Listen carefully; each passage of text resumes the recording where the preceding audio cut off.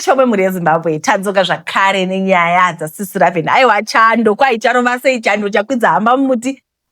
Fashion yazombosara pasaiti regai tipfeke bhahle. Hi ladies, I trust you're well. I'm now posting some diaries ekumashure before I give a kumberi to avoid confusion. I skipped a lot of things that transpired in my life before essay. So kuti tibatirane ndokumboenda kumashure ndokupai essay, then we proceed. When I was pregnant yekutanga taigara kumusha na Edmo. Those days apana apo ill treatment yakanyanya yaitika kurowa kwakazouya after. Taigara kumusha full time. Ndaive nematernity dress 1 nematomi tennis ndodzaiva bhutsu dzangu. I registered for maternal care paMurewa Hospital. So ndoko andaenda kuscale every month. Ndaitokwira kombi kuenda it's about 30 kilometers. Ndaiti ndikaenda ndopiwa tumari like Edmo aitengesa plates to raise money for baby clothes. Each time I went kuchipatara, he would give me tumari for baby preparation clothes. My twins had always had a taste for nice things. So I would exaggerate things, mari dzaidiwa in preparation. So Edmo was always on his toes because akambenga karora. Akaita time nemukadzi vasina kuita mwana and the woman akazomutiza. So I think kamwe kaitiwo vanhu vaita ndizvari because the lady remarried and had a baby. So he was also expecting mwana kunyaradza miromo evanhu. This also made him cooperate pakutenga hembe dzemwana. Ndaizoti ndasvika paMurewa Center, ini mupower cells, tenge tuma nice temwana wangu ndouya. Ndomuratidza in lie kuti vari kuti huyai mutiratidze your preparation inofanira kukwana ndokuti ndibvumidzwe kuzvarira pahospital. You would panic and look for more money yekutenga zvinhu. This made me have a lot of baby clothes. So ndaizvigarisa mubhegi zvese. Epanoi mimba yarwadza ndaiswa mungoro to the bus stop for Murewa Hospital. Tasvika, I got checked zvikanzi 2 centimeters kuma 10 am. Nekurwadziwa kwandaita chingori pa 2 centimeters. Ndakaswera ndichirwadziwa, but I never made noise. Ndaingoti ndozochema kana zvapfuira ipapo until I got checked kuma 7 p.m. Now I was on 8 centimeters. Vakati rara pambeda. Next thing mwana came. Vakatomusimudza. Vakati mwana wako ane bundu pamusana wazviona here. Ndikati but I wasn't concentrating at all because I was still feeling like some pain and discomfort. When the midwife came back kuzondigadzira nekuisa ma-stitches, ndopakati mune mumwe mwana umu, gomera tioni. Ndakarwadziwa for even an hour and the second baby came. I was expecting one baby and hoping to be a girl and pre-named her Paida Moyo. Second baby changed everything. I got more than I'd hoped for and only got twins, a boy and a girl. I was overjoyed. God had blessed me with a double portion. Right, remember mzukuru uya wekwatakarara a day I fell from the tree. His wife came in the morning to visit. So the good thing is pandakarwadziwa ndakangosimudza bhegi rese, so I had enough clothes for 2 babies. Ndiye akazofona kumba. We had a landline pamashop. So people would call, and then the shopkeeper would convey the messages. Edmo akanzi sekuru. Mume mwana hana kupfeka kuno. I'm sure he panicked. And from his own words, akati naye Mwari, mundipa vana 2. Ndovapei. But inini I was overjoyed and named them Tinashe Watipa Paidamoyo. Tinashe Atipa Paidamoyo. My joy was short-lived. Paida had a condition. Remember Bunduria? They called it spinal bifida. I was transferred to Harare Hospital that morning. The doctors were very blunt. Anachiremba boere. They said, we can't treat your baby. Her condition is complex. Bluntly told me the baby was not going to live long. Every morning I would wake up with a pounding heart, wondering if the baby made it through the night. So I had the other baby, Kunesari Mumweku ward, where I was sleeping. One morning I heard my name being called, Hanzuya Onemana. I went to the nursery and walked into my nightmare. The baby was gone. I didn't cry when I walked in. All the mothers looked at me, but with sorrow in their eyes. And the nurses came to me, Vakati, your baby failed to make it. I could not process the new type of pain in me. I was just a kid myself. I was 15 and I'm already mourning my child. I just froze. I couldn't touch the baby. I just looked at her. The other women came and hugged me.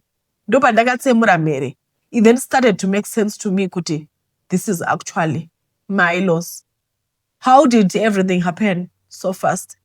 Edmo came for the afternoon visit and I was discharged.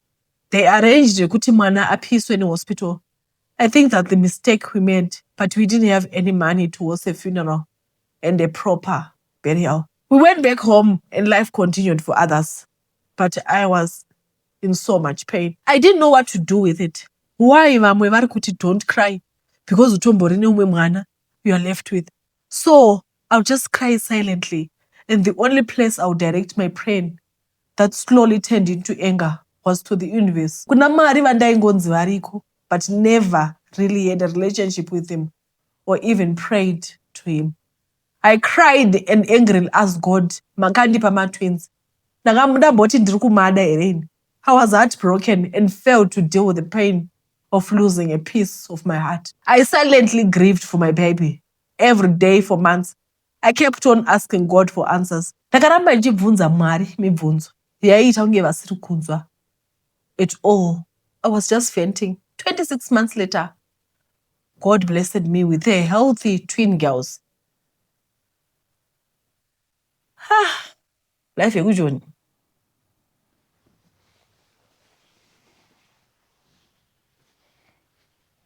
Months later, God blessed me with a pair of healthy twin girls. He doubled what I had lost, mended what was broken in me, and I named them Tadiwa Nashe Shikavashanaka. That's Tanaka. Only people make promises they can't keep. You may fail to find the right words to express your pain to people, but God reads pain scattered on our broken pieces of our hearts. He can interpret pain that every teardrop is weighing.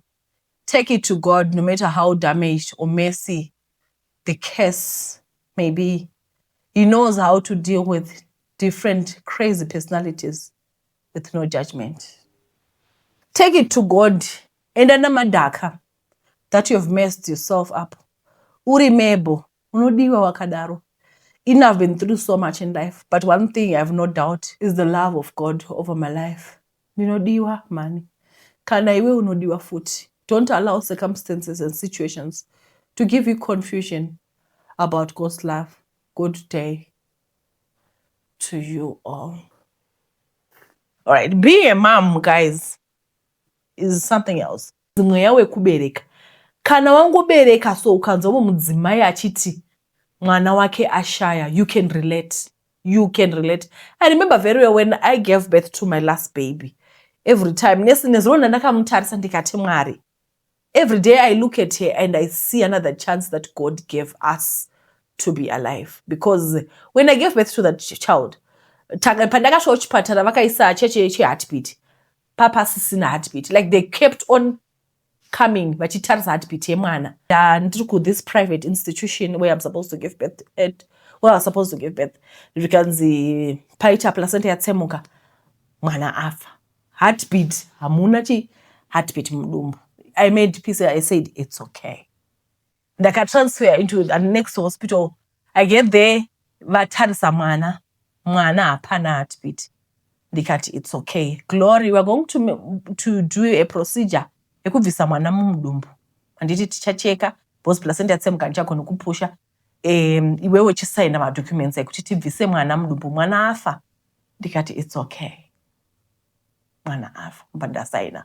You know, you make peace with that. You make peace with death. It's okay. And also inini at this point I was doing daindrukupererwa neropa rakawanda. Anditika ndakanzwa chando. I was feeling cold. Rosa unobleed kusvika kuwa chando. I was feeling cold. But pose pandiri kuwa chando ichi ndiri kungoti Mwari wangu musandisiya. Mwari wangu musandisiya ndirendeka. And nesi vaiva vari kumhanya, she was ndatiri muuche vachimhanya. Vakati, what are you saying? Ndikati, don't, hazvina basa, it's okay. Ndasvika muchipatara vatarisa pambedha ndiri kungoti Mwari wangu musandisiya ndirendeka. Nesi vayo ndobva vazonamata before she left, because she transferred me, then she prayed for me. Vakanamata nechiAfrikaans. Ukaona munhu asachatauri chirungu akutaura language yake zauti hapachinomira zvakanaka. Iniwo ndobva ndangoti zero. That time my husband is outside. I think takaita 30 seconds difference. Akati tichisvika yasvika akatona ndapinda mukati. He's just outside, he's praying and you know vanhu vanonamata vanhu vaka ndakasvika pachipatara kuma 5. I think he left kuma 10. Akangomira. Apa my days of COVID, he is not allowed inside. He doesn't know. Phone ina ndichabati indatodzima. Paunozomuka unomuka, you are disoriented, you don't even know unonzani uripi, you know. Ndobva ndanzi mwana wako hafa, ndikati it's okay. It's okay.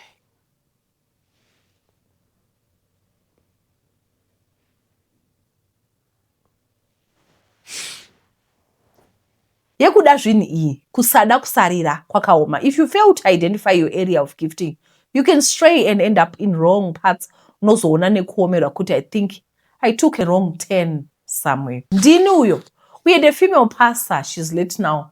Rest in peace, mfundisi wangu. She was a prayer warrior and she loved me.